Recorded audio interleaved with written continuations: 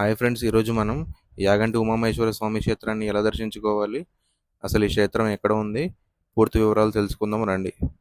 యాగంటి ఆంధ్రప్రదేశ్లోని నంద్యాల జిల్లాలో ఉన్నది. యాగంటికి డైరెక్ట్ బస్ ఫెసిలిటీ కానీ ట్రైన్ ఫెసిలిటీ కానీ లేవు. యాగంటికి ట్రైన్లో చేరుకోవాలనుకునే వాళ్ళు ముందుగా నంద్యాల చేరుకోవాలి. నంద్యాల నుండి ఎవ్రీ 30 మినిట్స్కి బనగానపల్లి వెళ్ళే బస్సు దొరుకుతుంది. బనగానపల్లి చేరుకుంటాం. బనగానపల్లి నుంచి మనకి నిత్యం ఆటోస్ ఉంటాయి. 200 to 300 రూపీస్ ఛార్జ్ చేస్తారు. యాగంటికి బస్ మార్గంలో చేరుకోవాలనుకునే వాళ్ళు విజయవాడ, హైదరాబాద్ నుంచి మనకి డైరెక్ట్ బస్సెస్ అందుబాటులో ఉన్నాయి. మీరు డైరెక్ట్గా బనగానపల్లి చేరుకుంటారు. అక్కడి నుండి ఆటో తీసుకుని మనం యాగంటి చేరుకుంటాం. నేను యాగంటి చేరుకున్నాను. ఇక్కడ ముందుగా మనకి ఆలయ కోనేరు కనిపిస్తుంది. ఇక్కడ మనం స్నానం చేయవచ్చు. మీరు వచ్చేటప్పుడు ఒక జత బట్టలు తెచ్చుకుంటే కోనేరులో స్నానం చేయవచ్చు. పిల్లలు ఫ్యామిలీస్తో వచ్చే వాళ్ళకి ఈ కోనేరులో సరదాగా ఉంటుంది.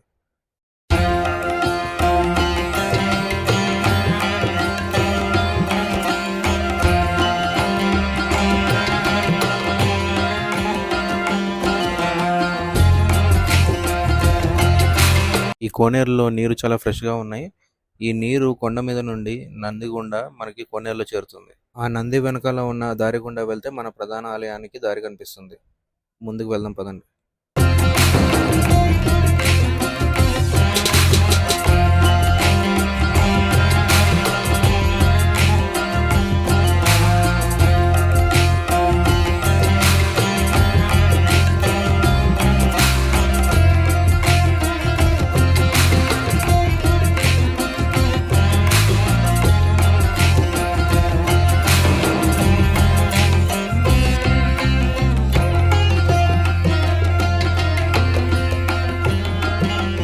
ఇది ఆలయ ప్రధాన రాజగోపురం. మనకి ఈ టెంపుల్లో లొకేషన్స్ చాలా మూవీస్లో కనబడి ఉంటాయి. ఈ ఎదురుగా కనబడే గుహ మనకి చాలా మూవీస్లో చూసి ఉంటారు. ఈ రాజగోపురం నుండి ముందుకు వెళ్తే మనకి ప్రధాన ఆలయం కనిపిస్తుంది. దర్శించుకుందాం పదండి.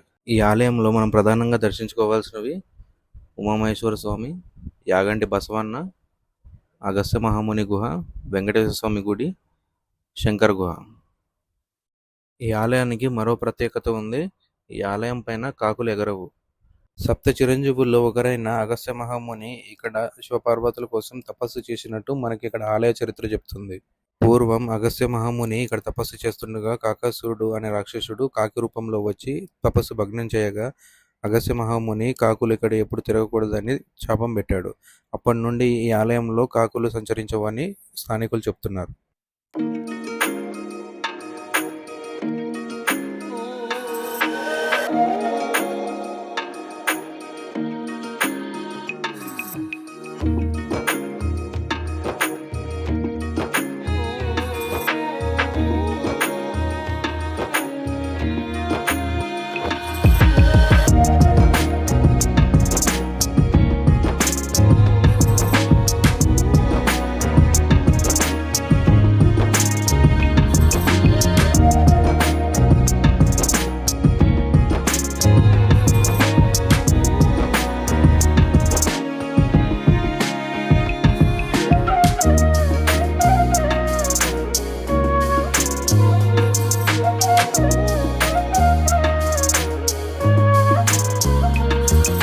ఇక్కడ స్వామివారు శివపార్వతుల సమేతంగా మనకి లింగ రూపంలో దర్శనమిస్తారు.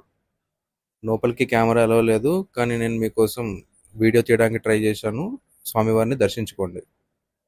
ఈ గుడిలో స్వామివారిని దర్శించుకున్న వారికి నవగ్రహ దోషాలు, శని దోషాలు ఉండవని చెప్తారు. నా దర్శనం పూర్తయింది. ఆలయం వెనుక భాగంలో సుబ్రహ్మణ్య స్వామి ఇంకా మరికొన్ని ఉపాలయాలు ఉన్నాయి, దర్శించుకోండి. ఇక్కడ శనీశ్వరుడికి కొండ మీద నిత్యం జ్యోతిని వెలిగిస్తారు. ఇది ఎప్పుడు వెలుగుతూనే ఉంటుంది. అలా ఉపాలయాలన్నీ దర్శించుకుని గుడి చుట్టూ తిరిగి ముందుకు వస్తే మనకి యాగంటి బసవన్న దర్శనమిస్తారు. యాగంటి బసవన్న గురించి మన అందరికీ తెలిసిందే కదా. బ్రహ్మం గారు తన కాలజ్ఞానంలో యాగంటి బసవన్న కలియుగాంతంలో లేచి లంకలేస్తుందని చెప్పారు. అది ఇదే. గతంలో ఈ నంది చుట్టూ తిరుగుతూ ప్రదక్షిణ చేయడానికి చోటు ఉండేది. కానీ ప్రతి 20 సంవత్సరాలకి ఒకసారి ఈ నంది 1 ఇంచ్ పెరుగుతుంది. ఆర్కలాజికల్ డిపార్ట్మెంట్ వాళ్ళు దీన్ని పరిశోధన చేసి ప్రూవ్ కూడా చేశారు. ఇప్పుడు చూడండి, ఈ నంది ఆల్మోస్ట్ మన స్తంభాల దగ్గరికి వచ్చేసింది.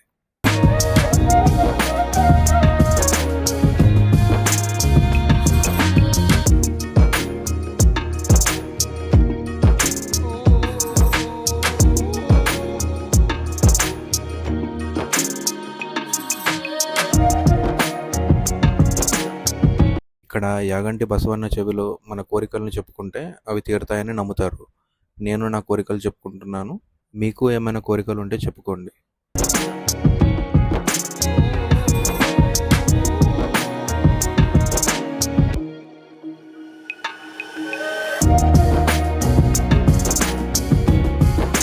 యాగంటి బసవన్నను దర్శించుకున్నాక ఇక్కడ పక్కనే మనకి అగస్త్య పుష్కరిణి ఉంటుంది.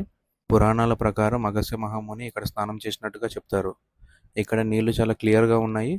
లోపల ఏమున్నాయో చాలా క్లియర్గా కనిపిస్తుంది. లోపల చిన్న చిన్న చేపలు కూడా ఉన్నాయి. పుష్కరిణి నుండి మనం ముందుకు వెళ్తే శ్రీ వెంకటేశ్వర స్వామి గుడికి వెళ్ళడానికి మెట్లు కనిపిస్తాయి. ఈ మెట్లు చాలా స్టీప్గా ఉన్నాయి. ఎక్కడం చాలా కష్టం.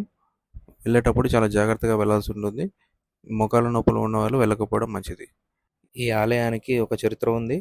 వెంకటేశ్వర స్వామి భూమి మీదకి వచ్చినప్పుడు తన మొదటి అడుగు యాగంటి క్షేత్రంలో, రెండవ అడుగు శేషాచలం అడవుల్లో, మూడవ అడుగు తిరుపతిలో పెట్టినట్టు మనకి కథనం. లోపల కెమెరాలో లేదు. నా దర్శనం పూర్తయింది. ఈ కొండని చూడండి ఎంత పెద్దగా ఉందో. చాలా పెద్ద గుహ ఇది.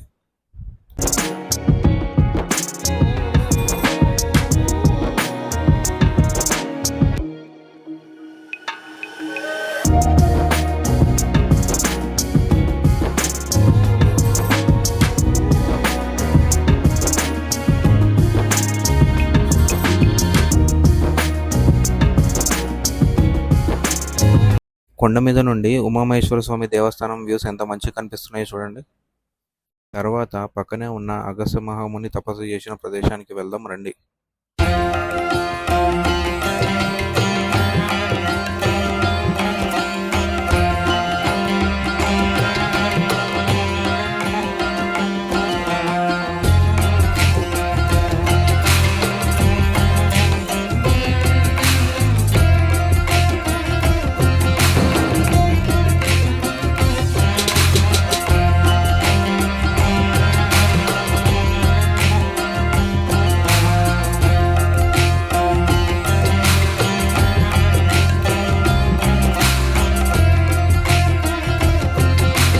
ఇక్కడ అగస్త్యుడు తపస్సు చేసిన శివలింగం కనిపిస్తుంది. దర్శించుకోండి. నేను తిరిగి అదే మార్గం గుండా వెనక్కి వస్తున్నాను. ఇక్కడ పక్కనే మనకి శంకర్ గుహ ఉంటుంది. బ్రహ్మం గారు కాలజ్ఞానం రాయకముందు ఇక్కడ కొంతకాలం ఉన్నట్టు చరిత్ర చెప్తుంది. నాకు టైం కుదరలేదు కావున వెళ్ళలేదు. ఇంట్రెస్ట్ ఉన్నవారు వెళ్ళండి. దీనితో మన యాగంటి ట్రిప్ పూర్తవుతుంది. తిరిగి మనం బనగానపల్లి చేరుకుంటాం. బనగానపల్లి నుంచి మన హోమ్ లొకేషన్ చేరుకుంటాం. ఈ ట్రిప్ పూర్తి బడ్జెట్ వివరాలు, మ్యాప్లు డిస్క్రిప్షన్ బాక్స్లో ఉంచుతాను, చెక్ చేయండి. దీని తర్వాత వీడియో బ్రహ్మం గారు కాలజ్ఞానం రాసిన రవ్వలకొండ వీడియో చూద్దాం. అది 1 వీక్లో పోస్ట్ చేస్తాను. అప్పటి వరకు స్టే ట్యూన్. ఈ వీడియో మీకు నచ్చినట్టయితే లైక్ చేయండి, షేర్ చేయండి, మీ అభిప్రాయాలను కమెంట్ రూపంలో తెలియచేయండి. Thanks for watching.